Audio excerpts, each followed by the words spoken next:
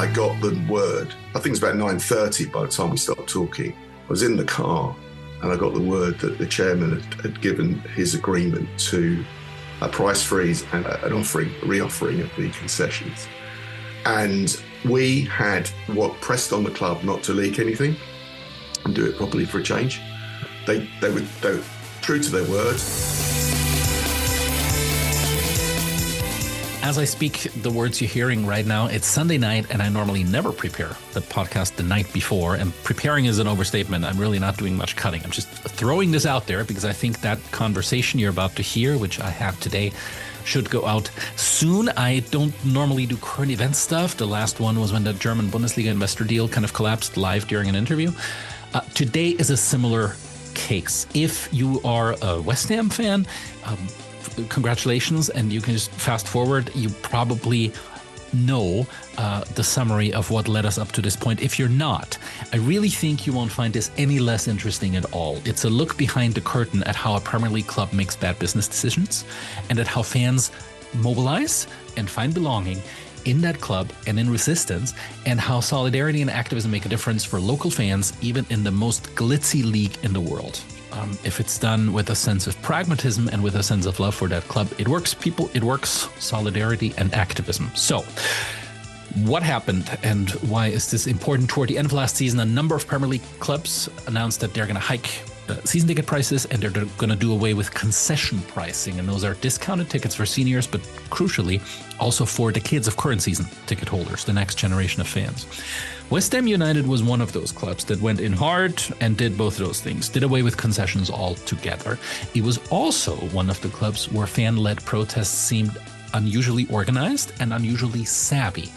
And it's also the club that I know some people at and like people. And I started this season back in August with a chat with two fan activist organizers, Alex, who spearheaded the social media campaign, which was started under the name Save Our Concessions. The other hashtag for this England-wide is Stop Exploiting Loyalty.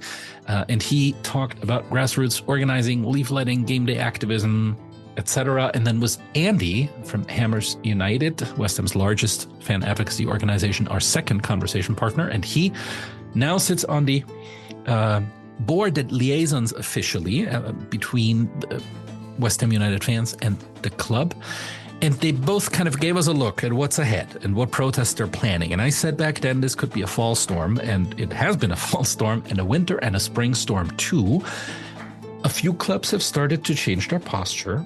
Liverpool has frozen season ticket prices, for example. And then this past week, West Ham announced that they're going to reverse the changes on concessions, and they will also freeze season ticket prices. So that means, even if they won't say it, Andy and Alex and many thousands others won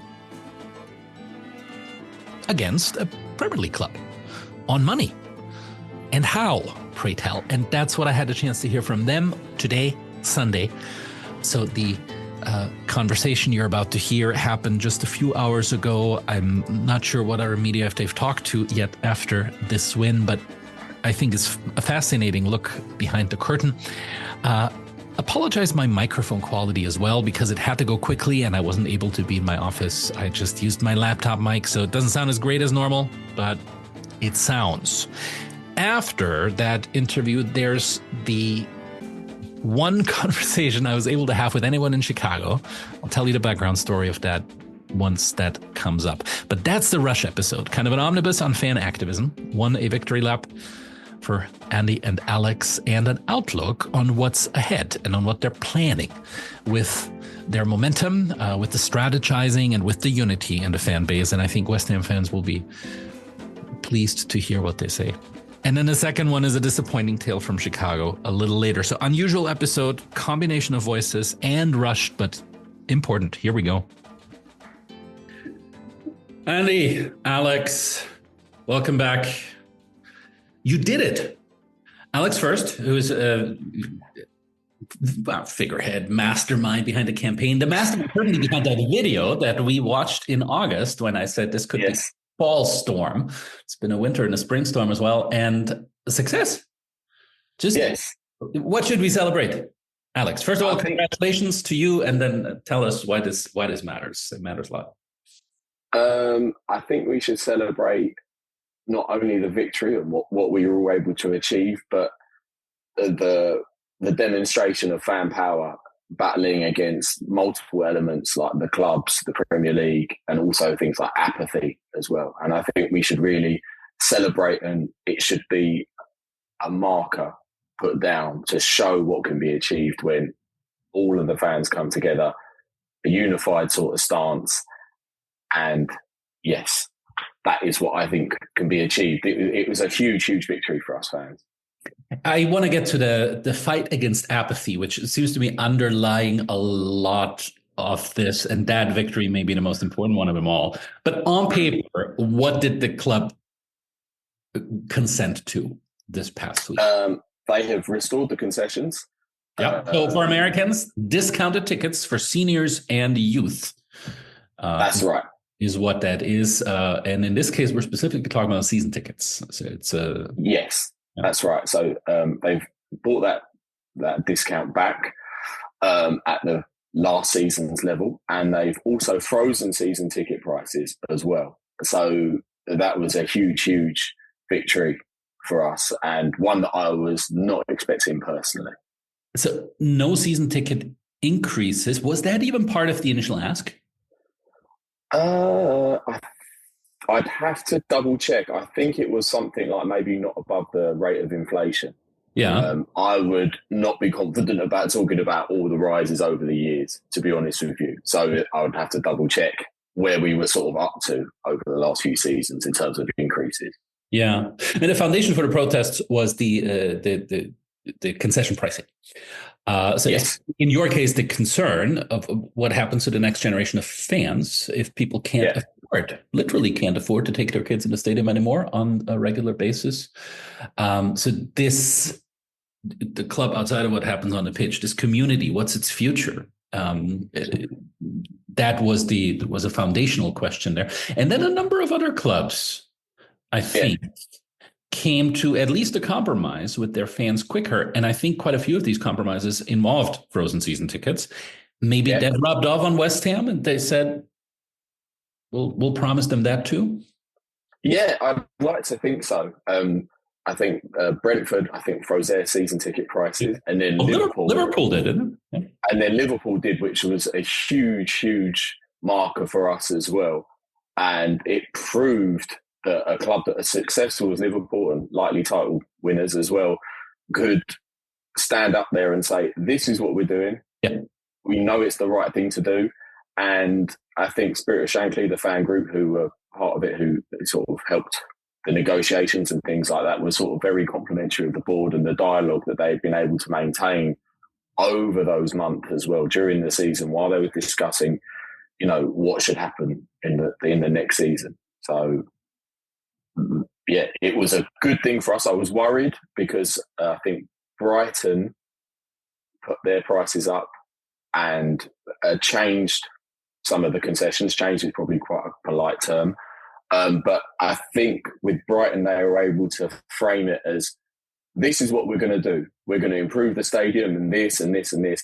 And apparently, even the vast majority of Brighton fans were okay with that rise because they know that the club had been well run and they were happy, I think, to accept it. So, on one hand, I was like, great Liverpool, and then Brighton. I was like, well, West Ham have got two teams they could follow. Which way are they going to go, really? So, yeah. And the situation of trust between fans and ownership, as well as the size of the stadium, is quite different in Brighton. Yes, they've got a much better relationship with their owner, who is a huge fan and has been incredibly successful when you think where they were 10, 15 years ago. Yes, not the situation at West Ham, which is why your campaign was started, because a lot of channels are just not open or the trust isn't there. Yes. But also, I think the awareness among many fans wasn't there originally. So when that video came out, when we last talked in August, you mobilized.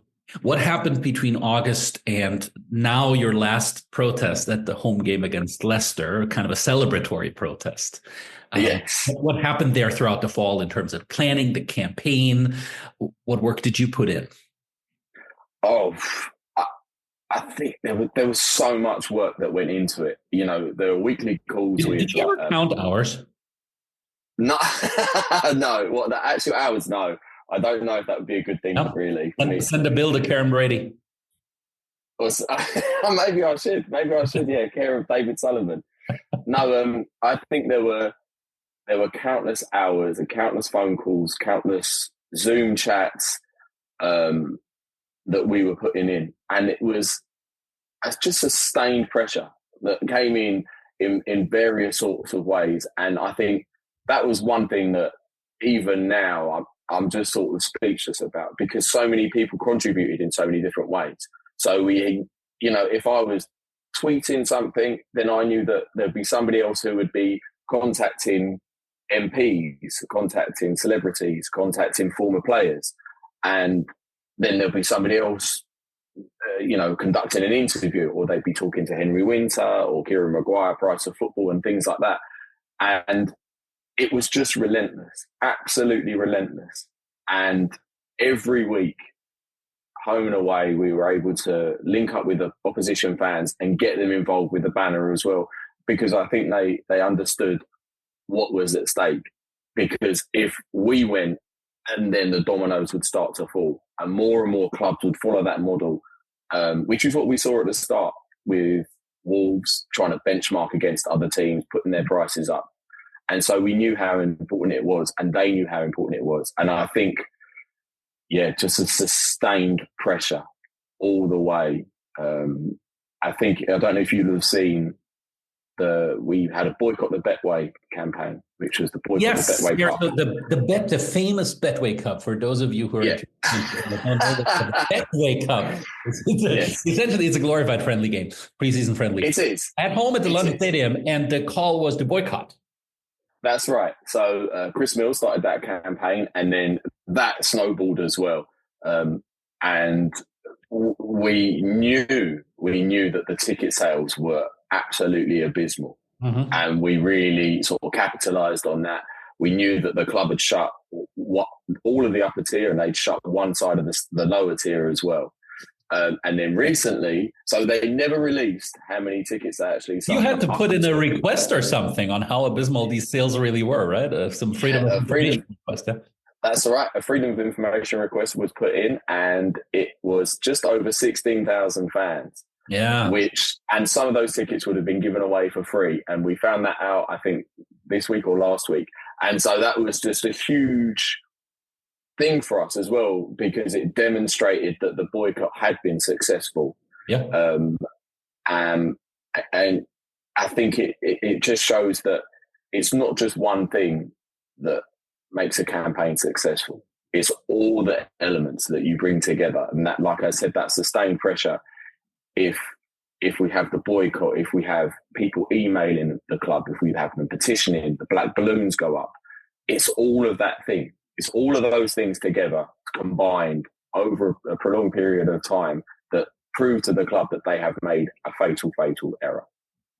The black bubbles, the black balloons you just mentioned, were probably the most visible part of the protests, even though I think TV ignored it a bit too often. But that's TV for you. You never know the sort of conversations that go on in the background, really. We never know if, the TV companies are told to ignore, film away from those sort of black bubbles. But they worked inside the ground, and they got people talking as well, because, as you cited at the start, of the awareness that people lacked, really, of what was actually happening. Mm-hmm. That was a huge thing. I remember giving out leaflets not long after the campaign started, and the amount of people who didn't know anything about what was actually happening, anything at all. You helped raise that with protests before the game, black balloons as well. You had members of parliament pile on, former players pile on. There was quite a bit of momentum there. Did you ever consider more radical methods as well? If this doesn't work, if by March no one listens, well, I don't know what. Storm the place.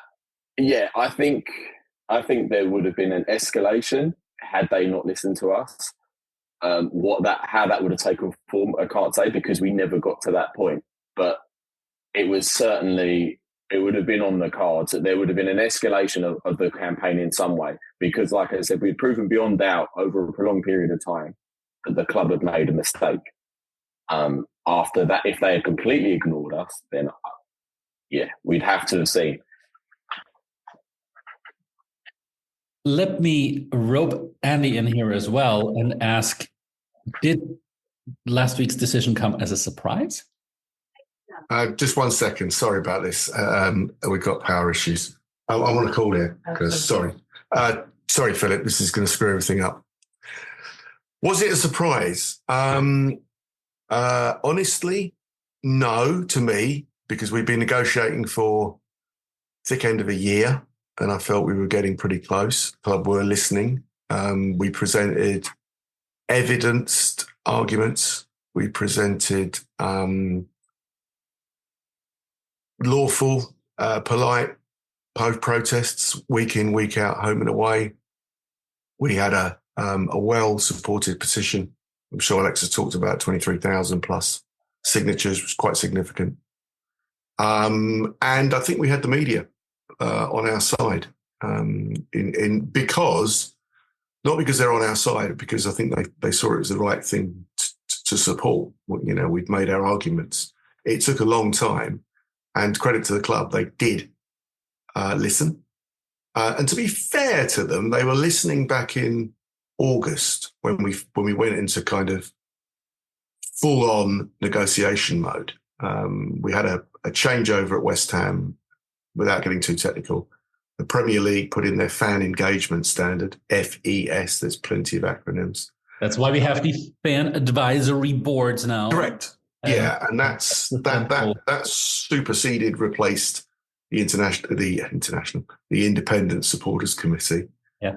So there's been a changeover there, and our first fan advisory board meeting was in September. We had an emergency ticketing meeting in August, and to be fair, the club were listening. This is different fan groups who, man or woman, that board, and then who at the club do they meet with? Take us behind the scenes a little bit. Yeah, so the fan advisory board is the whole of the Independent Supporters Committee plus some other fan groups. We're now 13 fan groups. So you could say that's quite unwieldy. You could also say if you can get unity, it's quite strong because it's quite representative. Mm-hmm. So we deal with the fan advisory board is a construct that is both fan groups, independent fan groups from West Ham, plus nominated, appointed officers from the club, executives. And we have our supporters liaison officer, who's been excellent. And we also have one member of the board of West Ham to sit on the fan advisory board. So, this is not a kind of, it's not a lightweight construct. Are you allowed to say who that was? Yeah, it's the commercial. Well, actually, I don't know what Tara Warren's full title is because she actually does quite a lot. Tara Warren is the person that sits on the West Ham United board, and she's on the fan advisory board as well as others. And proved to be a good point of contact for you and constructive from the start, you would say?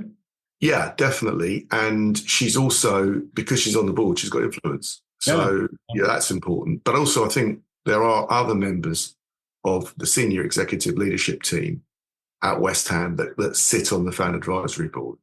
So I don't know whether West Ham believe they make a mistake. I mean, no one ever admits to mistakes, let's face it.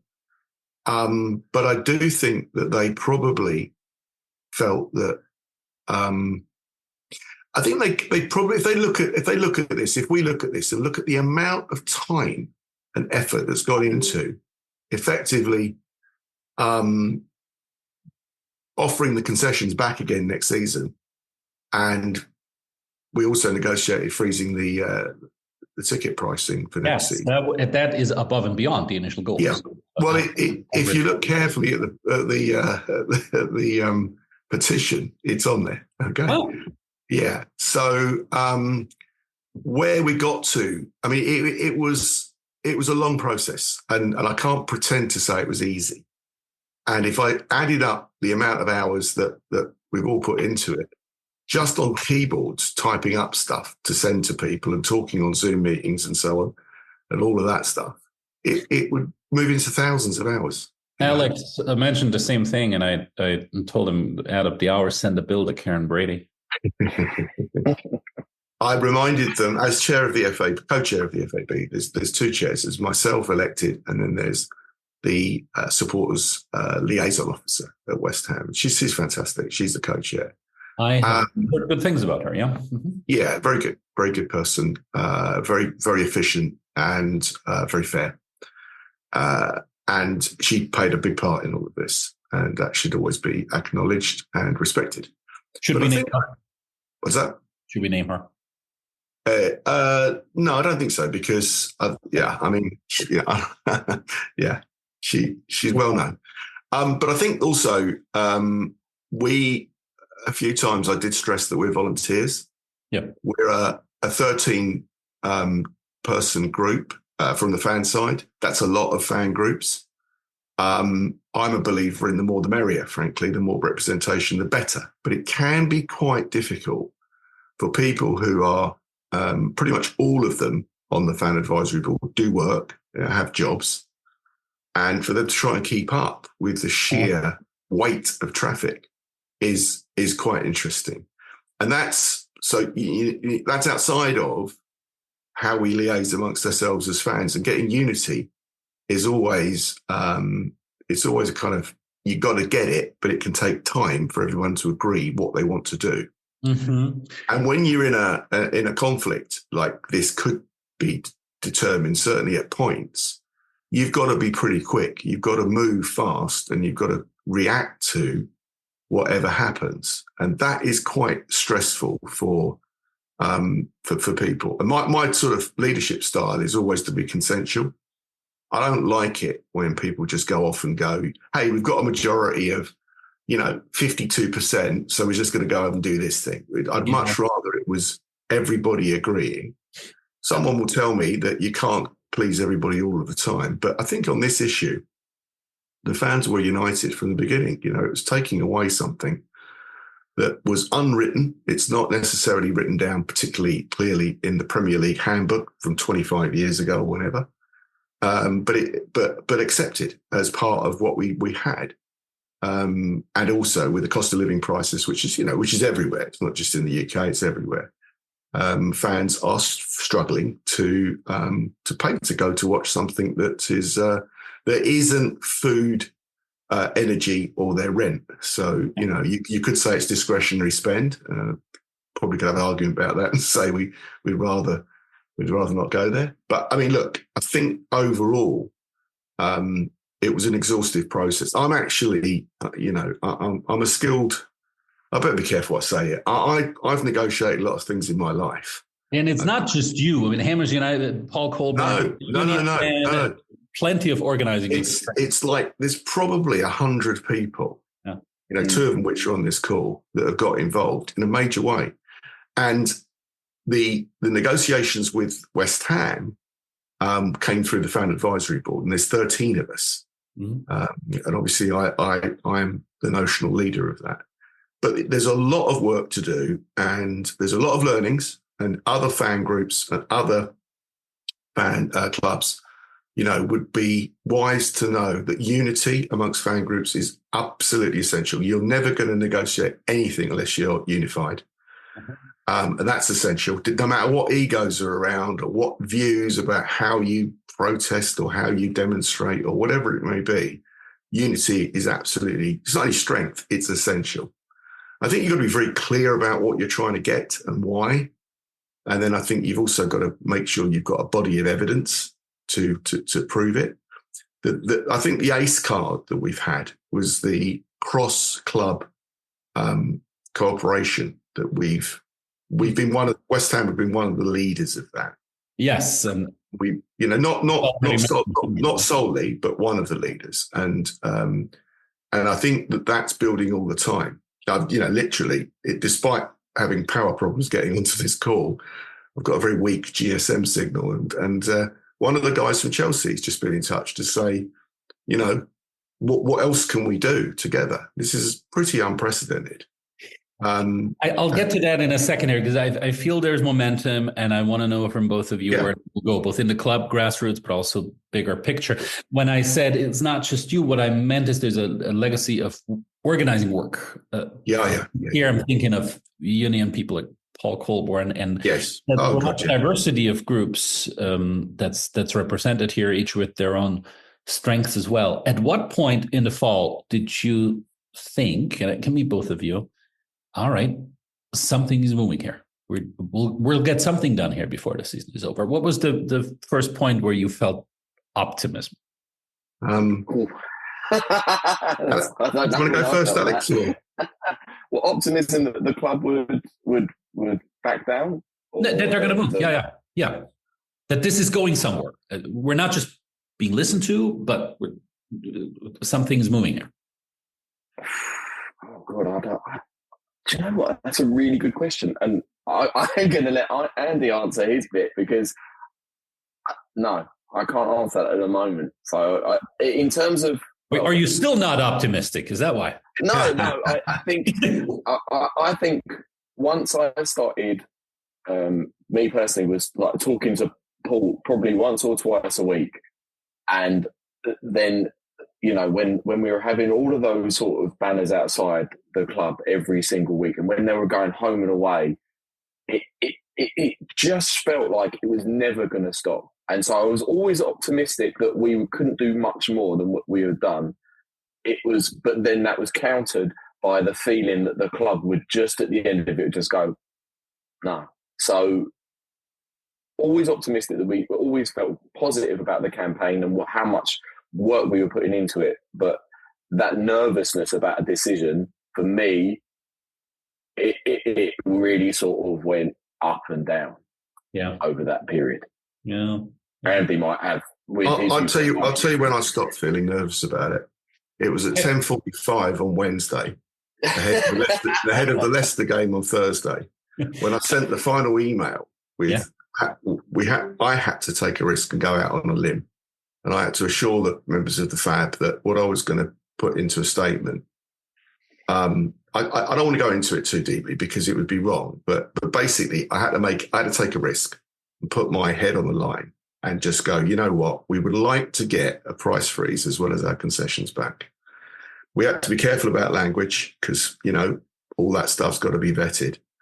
But at 11:15 on Wednesday evening, ahead of the Leicester game on Thursday, and then at about 9:00 on Thursday morning when I took the final phone call, I got the word, I think it was about 9:30 by the time we stopped talking. I was in the car and I got the word that the chairman had given his agreement to a price freeze and not a restoration, an reoffering of the concessions. And we had pressed on the club not to leak anything and do it properly for a change. They were true to their word. That's why there was such a small gap between the final agreement and getting it out there. Yes, but there were, But all the way along the line, since about December, I felt we'd made our case. I felt that we would be listened to, and I felt that we would get something.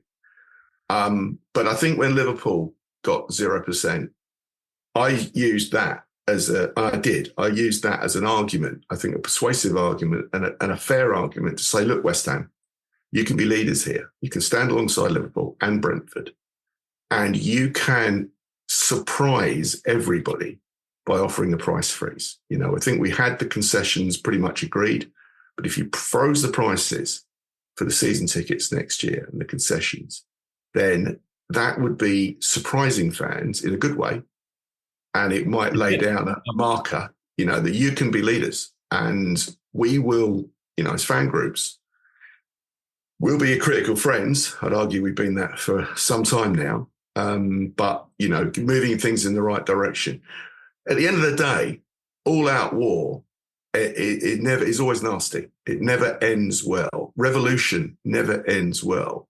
You've got to be able to stay in the room, make the arguments, but also have the convictions, you know, the courage of the convictions, knowing that pretty much the whole of the West Ham fan base were behind the Save Our Concessions campaign. Yeah, I've been going to away games, handing out balloons, talking to people, and you kind of feel it. You feel it growing, and the awareness amongst the fan base. I don't want anything ever said that the fan base were apathetic. They weren't apathetic. They were unaware. There's a difference. Okay. I mean, so Alex used the word apathy here at the beginning, and I think the word popped up when we last talked as well in August, that there was the sentiment that the West Ham fan base is partly emotionally battered already, stadium move, yada, yada, yada. That the recent success on the field plays a role and is super helpful for the club to distract people from price rises. So now in hindsight, Andy, you would say maybe we're not as apathetic after all. Maybe we're uninformed. I think we've, I mean, I don't want to get sort of too cliche, but I think it breaks into three sort of categories. Those that really understand what's going on and care. Those that just don't know, which is the vast majority. And why would they? They're interested in the football match on the field. Okay. Yeah. They shrug their shoulders and say, prices go up, right? There's inflation. Okay. We've all seen our energy prices go up, our food prices go up. So there's an acceptance rather than apathy. Okay.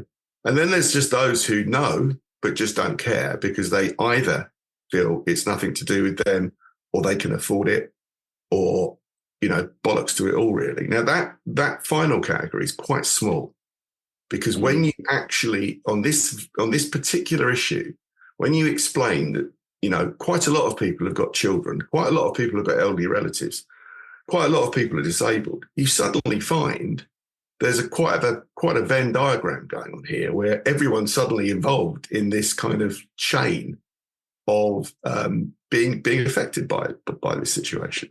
So I think sorry, Alex, go on.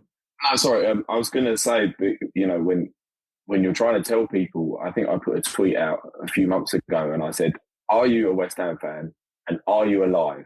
Because if so, you are going to be impacted by the concessions campaign because a lot of people maybe thought, oh, it's not going to, but it will. It certainly will. And you might not feel it now, but in 10, 20 years time, when you try and bring your grandkids or et cetera, not long, even a few weeks ago, I spoke to a guy outside when we were protesting outside the ground. And he came up to me and he said, I've got 3 grandchildren. How on earth can I bring them next season? And you could see he was visibly upset about what might be occurring next season, that he wouldn't be able to do that.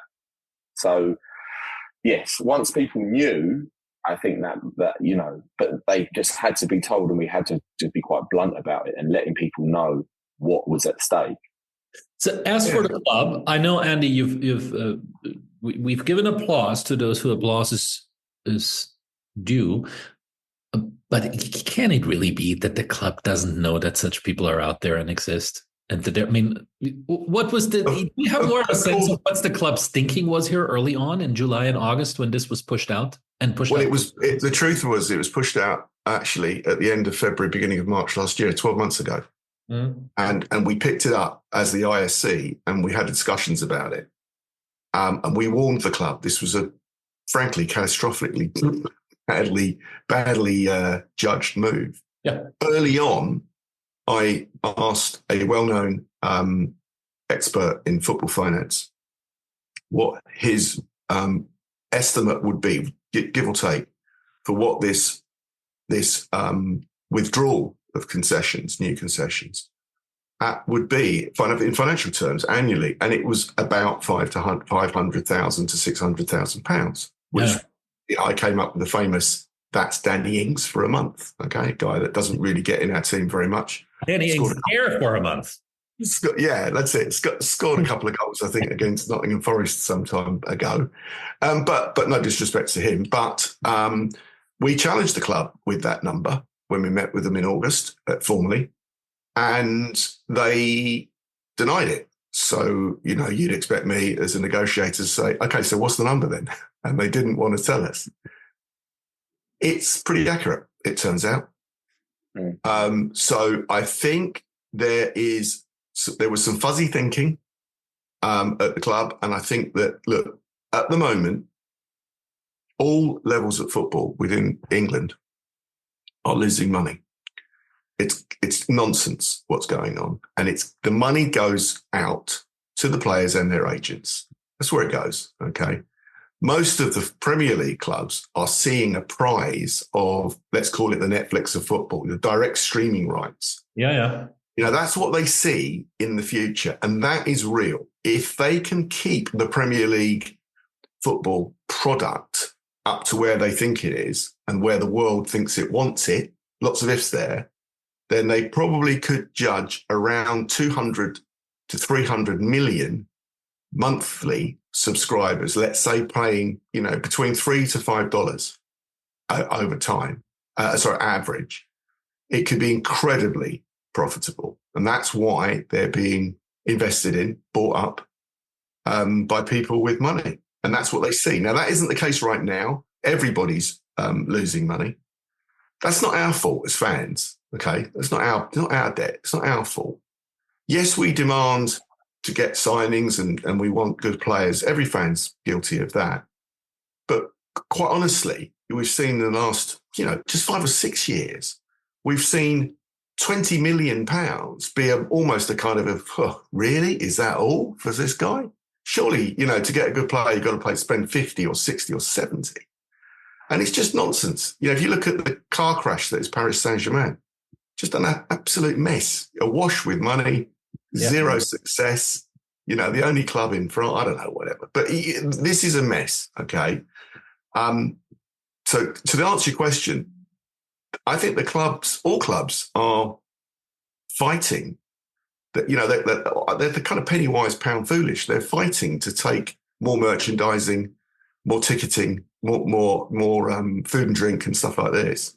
They're trying to grow that business and more sponsorship. And out the other side, they're just throwing money around with settlements. Look, at West Ham alone, Lopetegui was appointed.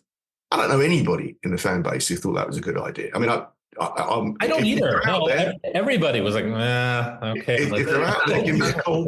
Yeah. At best, it was, well, maybe it'll be all right. You know. Yeah. It's that kind of Christmas Day when you open up your present, the little boy, and you go, and your mum and dad go, "Do you like it, Andy?" And it's like, "Yeah, it's okay. It's okay. Yeah, I don't want to insult you, but really, I wanted an action man, not a knockoff version. Some other sort of, kind of soldier man or something. I wanted actually action man I wanted actual Coca-Cola rather than the supermarket's own version, that sort of thing." Yeah. And I think, West Ham spent £5 or £6 million hard cash in getting rid of him and his entourage. Spent £1.5 million or £1.75 million on the new recruitment person to replace the old recruitment person, which we don't know how much that cost to get rid of Tim Stuyton, because quite a bit. Yeah, I imagine, right? Because he had his brother there and other people. So you probably got a loose 10 million flying around in bad decisions made by not the fans. Compare that to what did you 500, 700,000, whatever in season ticket, right? Yeah, so you're making decisions which could be equally catastrophic for the club by making it more hard for people to come watch West Ham.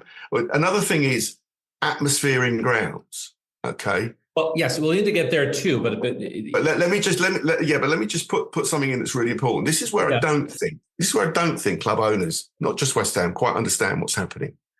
If you sit or stand with your friends week in, week out, and you hang around with them, you generally have like-mindedness, you can have songs, you can have atmosphere.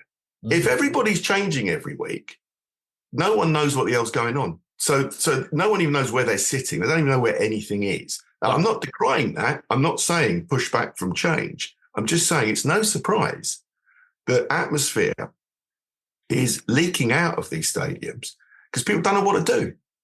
They just don't know what to do, In the case of West Ham, it's particularly acute with stadium move and the acoustics of the support core that's already going on. Then on top of this, you have ticket resellers. Of which the Chelsea owner has a part, by the way.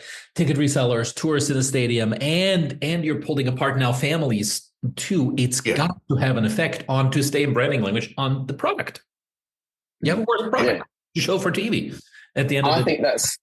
I think that's something that fans need to be acutely aware of. That you are not just fighting against people maybe not singing in stadiums. There are all of these factors that are going to impact the atmosphere that you may not have a clue about. You know, I had no idea about Vivid Seats. I think it was part owned by Bowley, and how that operates. And somebody sent me a link. It was like, oh, you can go and buy a ticket for this game.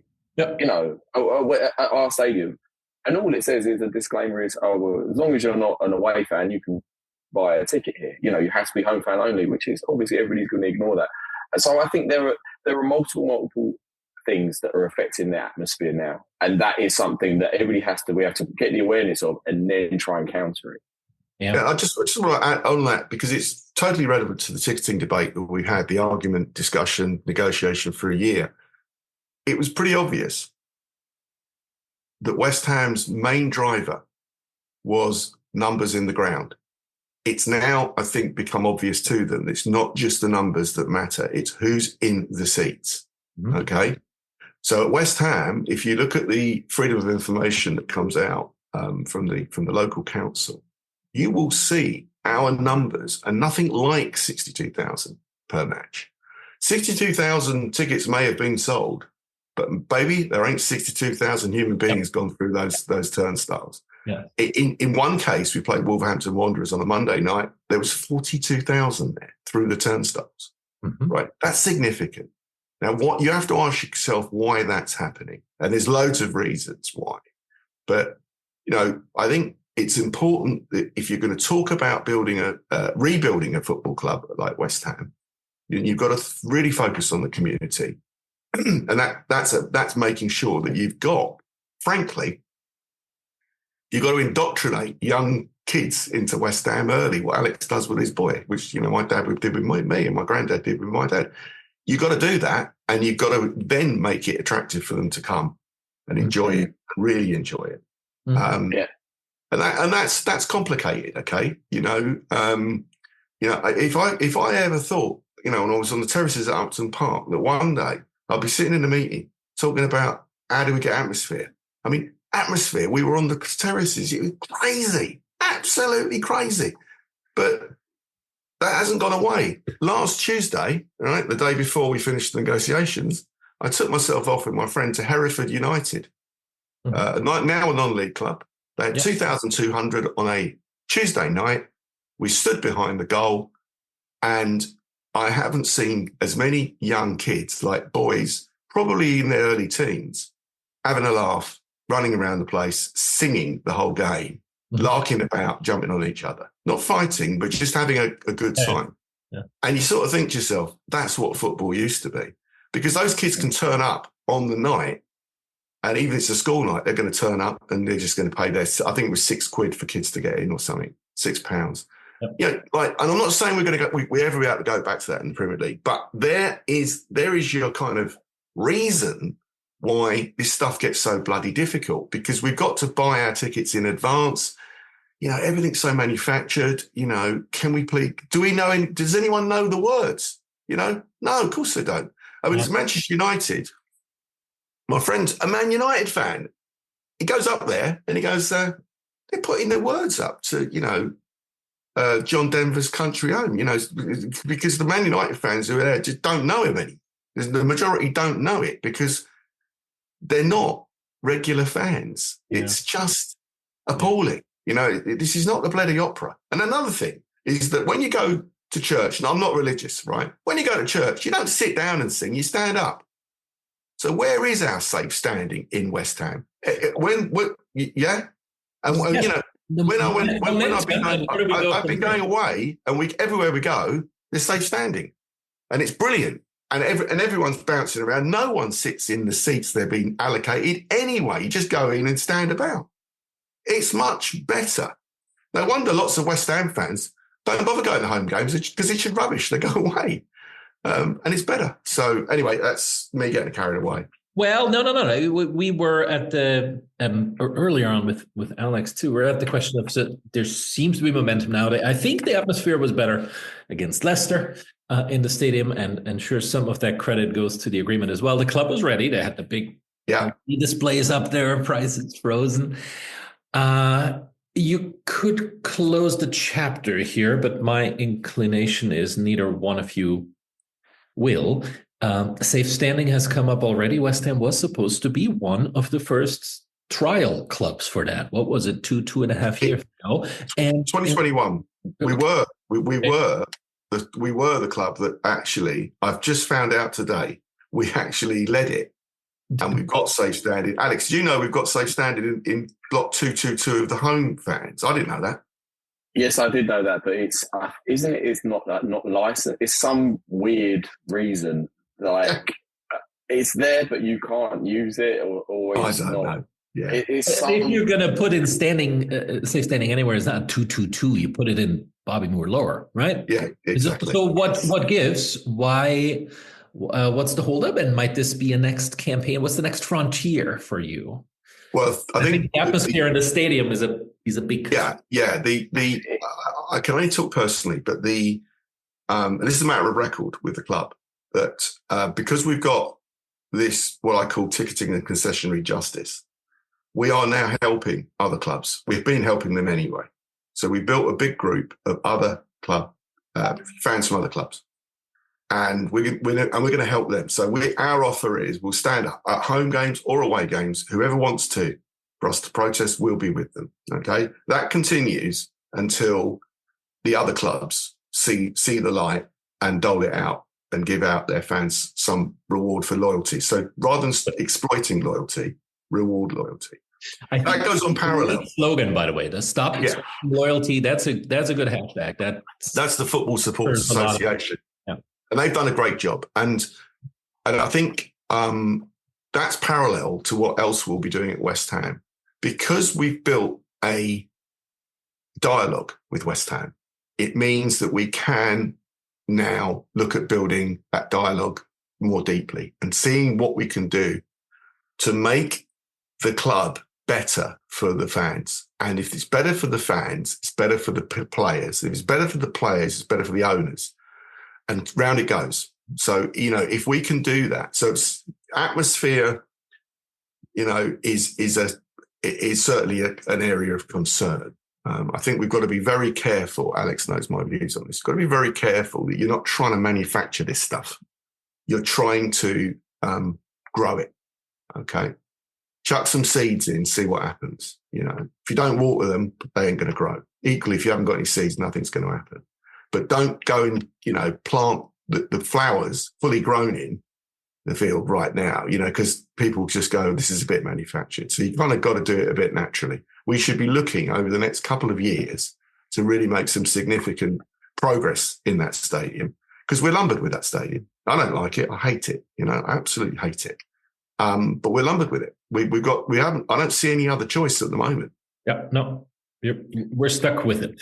We're stuck with it. So I think that's going to be one of the things that we certainly start to really engage the fan base over. What do you want? What do we think we want as groups? Not everyone's going to want the same stuff. I think West Ham fans are probably a bit like Millwall fans in that you start talking about. What did you just say? No, just kidding. We're all from the same. We're all cut from the same cloth. But if you start telling West Ham fans, certainly the slightly older generation, that we're going to import culture from other nations, be careful, because it'll just piss them off. What you want to do is bring everyone together. If you go away, people sing and jump around.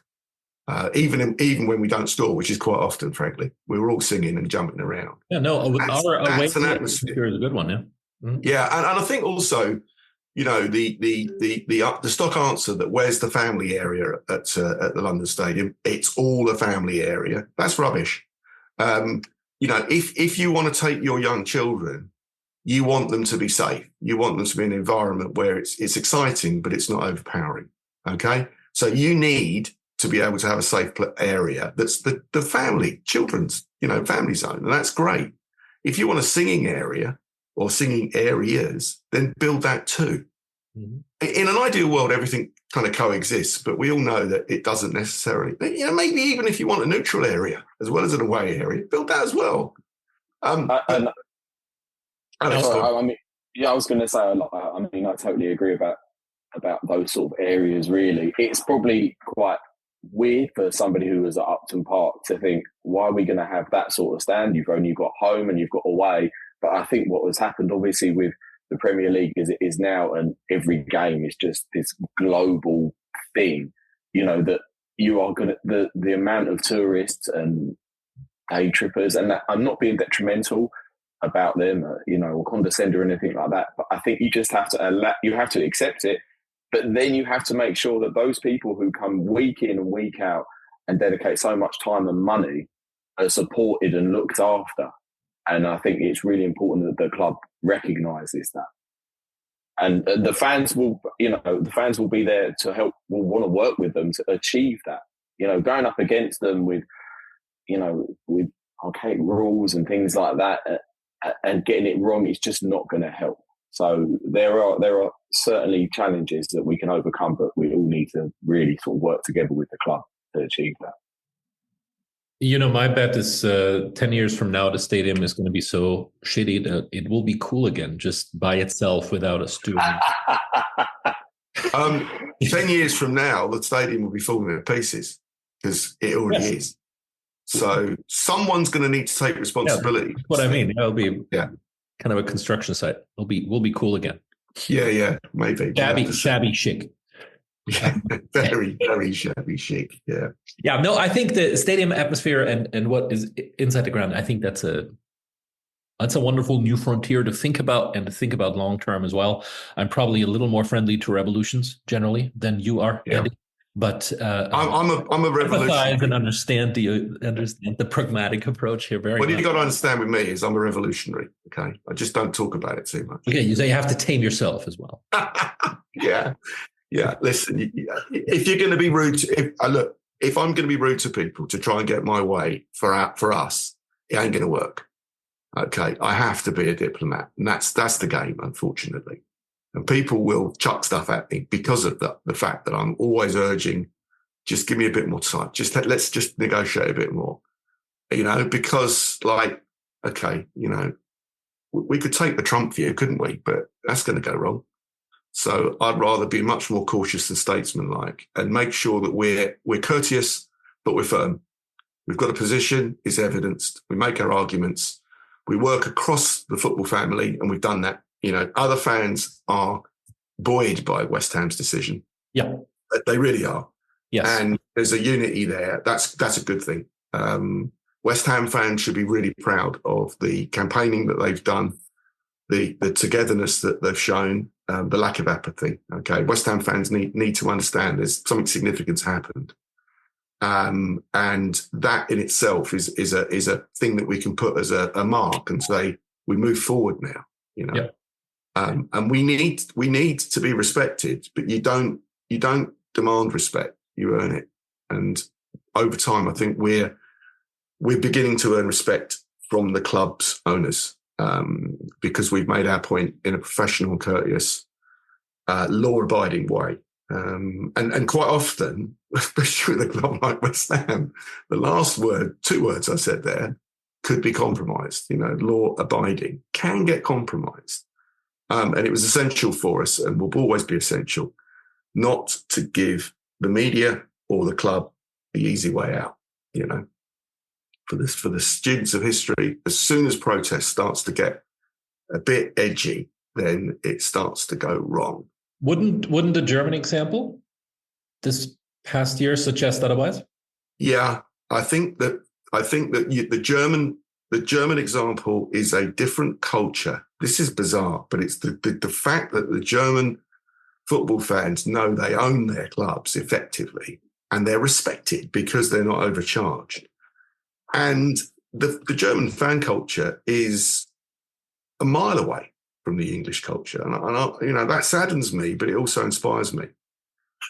We don't have a law here that puts us in the same place. What we are going to get is independent football regulator. I think that played a big part in the club's approach.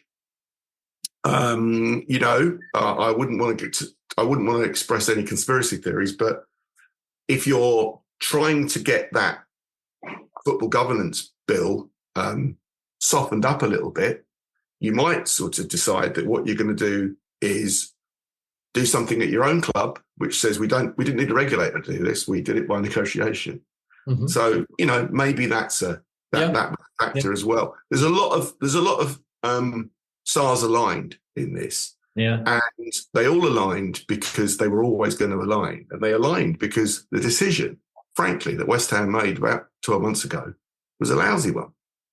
When people say to me, how did we manage to unite the fan base? We didn't. The club did.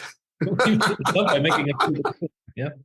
But you have to, in fairness to that, this didn't come out of nowhere, especially with Hammers United. There's years of organizing before that I think prepare you in terms of the contact and approach to what went down now. I just wanted to bring up the German example in part not because the German and English supporter culture should, I think, become the same. Should be the same.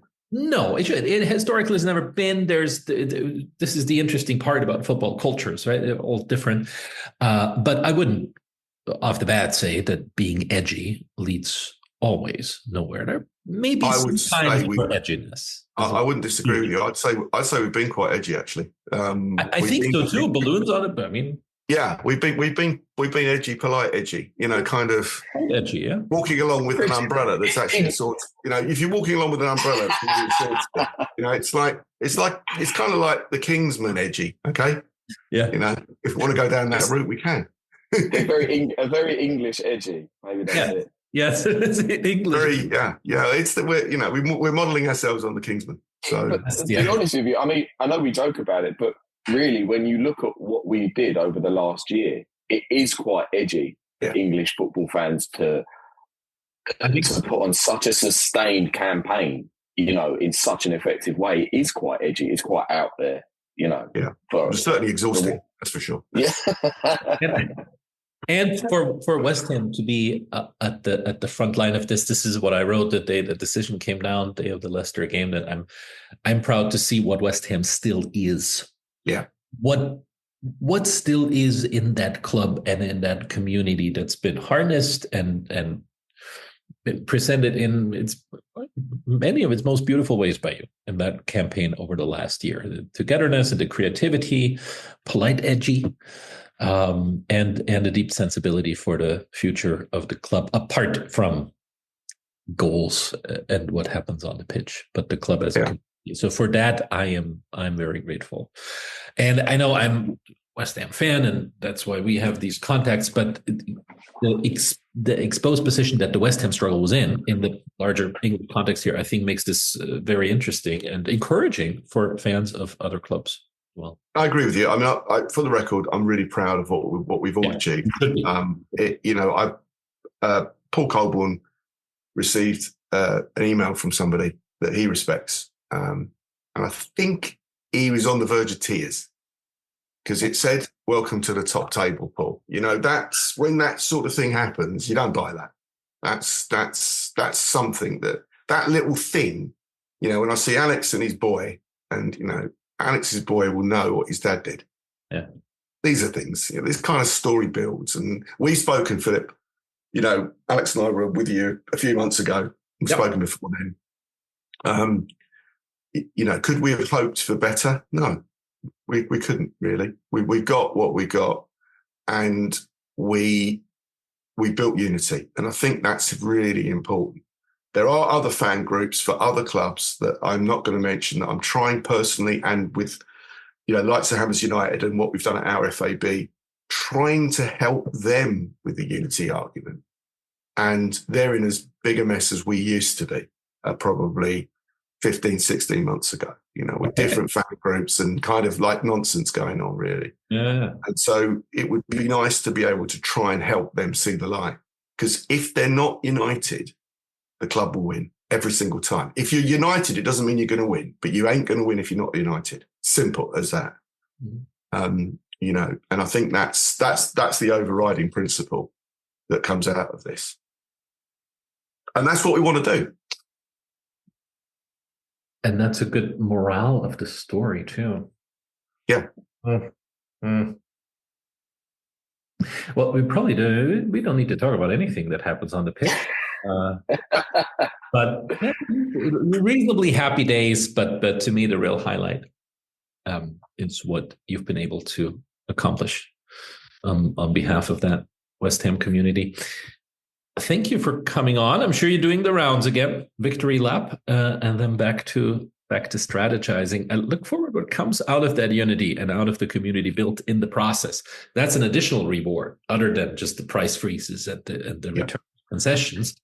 Is that structure and momentum and community building that you've been able to accomplish? I mean, new friendships have been built. New friendships have been built. People have seen the colour of other people's eyes. They've seen what happens when you kind of put your trust in others that you don't necessarily know. And that's, you know, these are the stories. This is why we go to football, you know. And yeah, I think we can all be proud of it. And I actually think we won.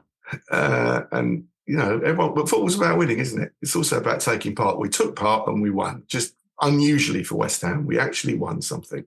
Yeah. Just remember the Kingsman, and just remember that's how we're going to do things. Okay. Good. Very good. Well, it's good to see you all on the other side of this.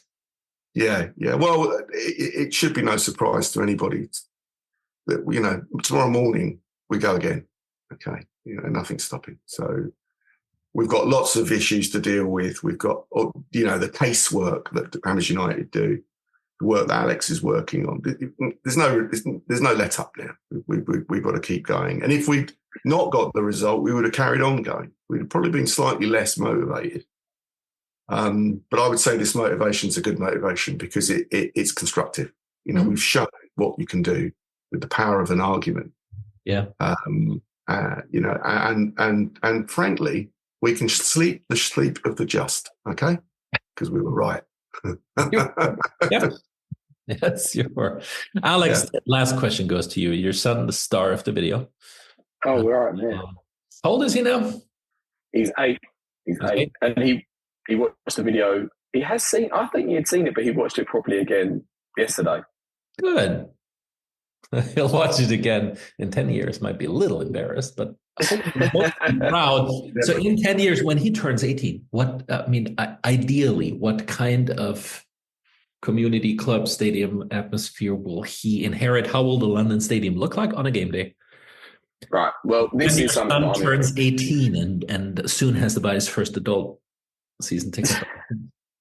This is something that I'm involved with anyway. I would like Evan to be part of a huge block of West Ham fans, only exclusively West Ham fans in the stadium, going home and away as well, as I'm sure he will, that understand the importance of supporting your team no matter what, and are not, how can I put this, but in that block, in those sections, it's purely West Ham. If somebody doesn't go, another West Ham fan comes in and takes their place.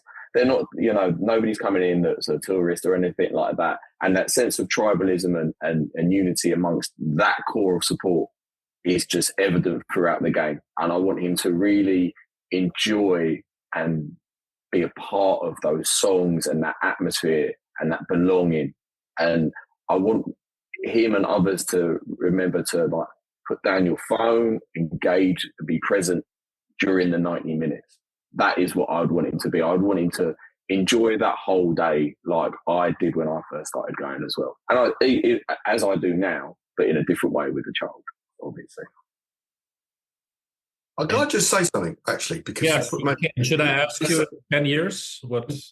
Yeah, you can. I'm going to say the same as Alex. I'm going to say hopefully I'm still alive, still going. But I'm also going to say that if you're West Ham, it doesn't matter where you come from. So you can be on a tourist trip from Austria as a West Ham fan, and you come into that section, you're West Ham. That's good enough.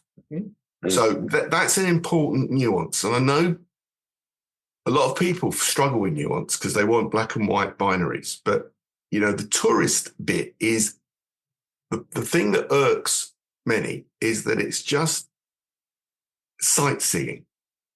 Okay.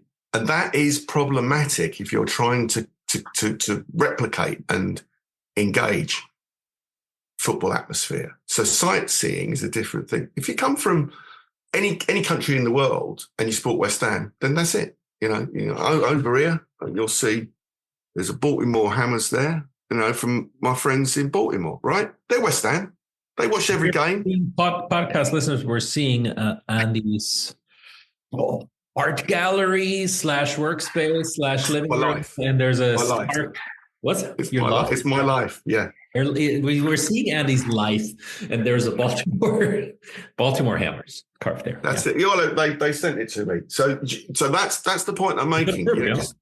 Because it's in some of the discussions that go on, there is this kind of I want tourists here. Well, if they support your club, they've got a right to come and watch the game. In fact, we should welcome them because they're as West Ham as anyone else.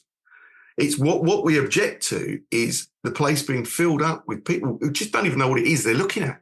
It's a dot on the card for Instagram, Might as well be Trafalgar Square or something, Do you know what I mean? So, yeah, we've got to be careful with these arguments because they can get pejorative very, very quickly, and that's dangerous. I mean, as an international, as a West Ham fan who hasn't grown you up, are West Ham, live in England. And I would say I felt that when I've been. Yeah. No. Yeah. With that I think in 10 years' time, I want to see the place singing and shouting and getting emotional, and the collective roar when the ball goes anywhere near either goal. That roar and that anticipation, that disappointment, that that euphoria when you score a goal. Always you then suddenly stop because you've got to look at VAR. But other than that, all of that stuff, that's what football is, and you kind of go to the pubs beforehand and after, and you're just with your mates, and you might not see those mates outside of the football days, but they're your mates through thick and thin. And that's it. That's what it's about. That's why we love it. Oh, and then that section we'll find Evan. Is his name Alex, right? That's it, Evan, yeah. And Evan and Alex, you and I, soon enough, will have to worry about concession tickets, but on the other end of the age spectrum. A little while yet. And look back proudly on what happened these past months at West Ham. Thank you both. For West Ham and for football culture, for the questions raised, the questions answered, and the passion. Yeah, I'm sorry I was late. We started late because I was late because I had a power cut.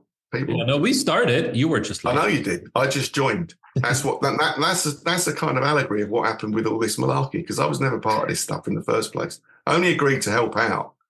Paul said, "Would you mind giving us a hand?" So I said to Paul, "Yeah, of course I'll give you a hand." I didn't realise what that meant. Quite a hand. But I'm glad he asked me. Yeah. Was that? I'm glad he asked me because, if you'd have sat me down and said, "Listen, sunshine, you're going to be in for about 18 months of utter frustration," and by the way, I've got a full-time job, and it will take you literally thousands of hours to get somewhere, I'd have gone, don't really fancy that. Not, yeah. So he persuaded me, and I'm pleased he did.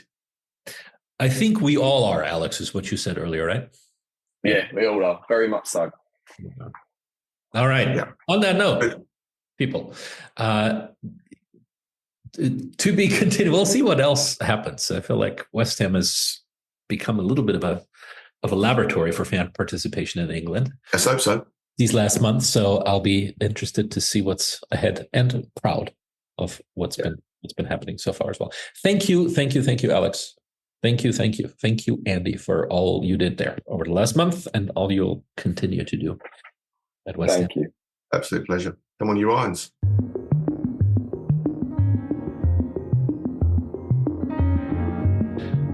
Well, if you want to leave this little theme rush episode on fan activism in football on a happy note, now is the time to turn off. Because we're about to travel to Chicago, where I talked to Jonathan Horowitz, and that's a much sadder tale of fan activism. The background story here is that the Chicago professional women's team, the Red Stars, announced the change of their name to just Stars late last fall, and I was puzzled, and I remain puzzled why there is no organized fan resistance to that name change. So it's a counterexample on how fan activism doesn't work, or better, on how it just isn't. Well, I want to say two things importantly to set this up very briefly. I'm not trying to compare apples and oranges and telling Americans they should be more like Europeans in that way. There are plenty of women's clubs in the US where a name change like this would never have gone down without protests. In Chicago, apparently, that's the case. And I'm still a little dumbfounded why. And the other thing is that the one person who was willing to talk to me about this, despite numerous requests, and no disrespect to Jonathan at all, is a man. And Jonathan had great insights, but wherever I asked, why is there no resistance to his name change? Can you say anything more about this to people closer to the club, or with connections closer to the club, preferably people who are not male? What I kept hearing was, I don't want to talk about it, I can't talk about it, or I talk with the club about it, but won't talk to media, etc. So believe me, I would have loved to hear from anyone not male in this. Still grateful to Jonathan for giving us a little bit of a background story on what he has seen unfolding. Thank you so much for coming on briefly and doing this. I have whined on air before about the name and the emblem, coat of arms, logo, whatever you call it, change at the Red Stars. What, from your perspective, has gone on in the club, and where are we at right now? Mm-hmm. So for me, I think the big thing is, I think there's two things. Number one is, I think that the Local 134 is actually divided. Some people are very much against the name change. Other people are for it. So what you're getting then is you're getting this in between thing, right? Where some people don't want a Local 130 or don't want the name change. Other people do. But of course, if you're not united in that way, then there's going to be no like mass protests. The other thing is, I think that we're just kind of happy with what's happened in general, and we're willing to sort of let this slide as sort of a larger thing. So what I mean by that is the old owner sucked, obviously, and then there was the sort of semi-existential worry of, will Chicago still have a team? Because there was really a possibility that a new owner comes in and decides to move the team. Mm-hmm. There isn't really a viable stadium in the area for the Red Stars to be in, and Bridgeview is not long-term viable. And so to have a savior, essentially, in Laura Ricketts coming in and doing that in and of itself is already enough. So even if the Red Stars themselves aren't, even if they're going to change the name or do some other things that we're not as happy about, like in the end, we're mostly happy and we're so excited, and like somebody's investing in the team and they're not moving to another city, like screw it. It's enough and we'll live. It's utterly bizarre, probably for my European listeners, the concept of the team moving to another city. So you're going to put up with the name change in order to not have that. So it is, in a way, a very American conversation, but it's also a conversation that I figure other supporter cultures are facing. You're having what I would classify as a significant change. The name Red Stars was picked by the fans and is being removed in a top-down fashion, and you don't have one united voice on it. So what do you do? Can you enlighten listeners who might agree with it? Like, what are the reasons that somebody might agree with this change? So there's a couple of things. So the first thing is the Red Stars branding is one of the arguments that it's toxic. because when you think about the old owner and you think about what he mostly stood for, the answer ends up being abuse. And, people aren't really big fans of workplace abuse. And so because of that, if you know anything about the Red Stars, and that's the only thing is that they had an abusive culture, let's try and get away from that branding. I'll try and get away from the branding that allowed for abuse. So that's one. The other one is there's a lot of teams that would have to rename themselves every couple of years or so. I agree to that logic. Let me say on a personal level, like I am against the name change, and I think it's a bad idea. But I'm not. I'm speaking for myself. I'm not. Yeah. No, I asked you for the reasons. Yeah. Yeah. So so I absolutely so that's one argument. The other argument is just sort of the idea of refresh, whatever that means. Whatever that means, yes. Yeah. Need something new. People don't know what Red Stars means, so whatever. To me in particular, this argument is particularly bad because Stars is so much more generic. Yeah, absolutely. Our youth soccer club here is the Stars. I mean, it's when I think Chicago Stars FC, I wonder when my theoretical 10-year-old child is playing some other teams, some other kids in the U10 league, like not a professional team. And I think that's part of the issue. I would say is the other reason is that. So that's the sort of general. That's the mix. That's the sort of mix of where we're at. And then also obviously it's kind of samey to Red Stars in various ways. So that's there. That's a unique name. I think an absolute lovely name, and a shame to give it up. You've explained the melange of sentiments around the club that explains the passivity of in terms of protest. Has that ship sailed, or might we hear something again once the next season starts? And from where you can see that, will fan cultures by themselves be taking steps to keep the red in the stars, in chants, in tifos, in banners, etc.? I don't know is the answer for a few reasons. So I think one thing is it's a question of who's in the board, literally. Because I think it's important to note when it comes to the Red Stars to take a step back, right? When we're talking about this, there is one fan group, and it's Local 134, and the fan group's not very big. I would say I don't know the specific numbers, but we're between 100 and 200 members. Yeah. So it's not. So supporter culture already for the club is relatively small, just kind of in general. And you notice this, particularly in North American context, one of the things that North American fan groups are very good at, and I don't think this is uniquely North American, but it's been true in my time in talking to in various other fan groups. We're a splitter culture, and that a lot of teams have multiple fan groups because somebody's angry about something in the leadership of the other one, and then create their own new fan supporter group. Yeah. And so the fact that we haven't had that just to me is an indication of small numbers as much it is an indication of some sort of larger unity. Because if the numbers were big enough to justify it, people would actually split off and have their own piece. And that unity now in some way stands in the way of more pointed opinions being expressed as well. Absolutely. Or makes that harder, as in every small institutional culture, right? Right. It's, yeah. Yeah.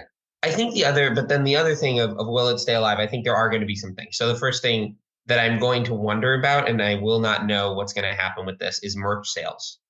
What are merchandise sales going to look like next year?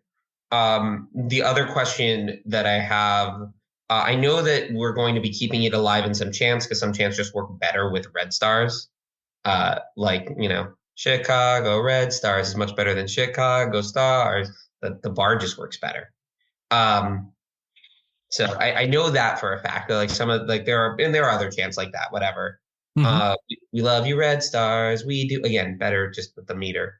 Yeah. So Come on, Red Stars, score a goal to the tune of Hot to Go. I found great. Oh yeah, absolutely. Yeah. Great change.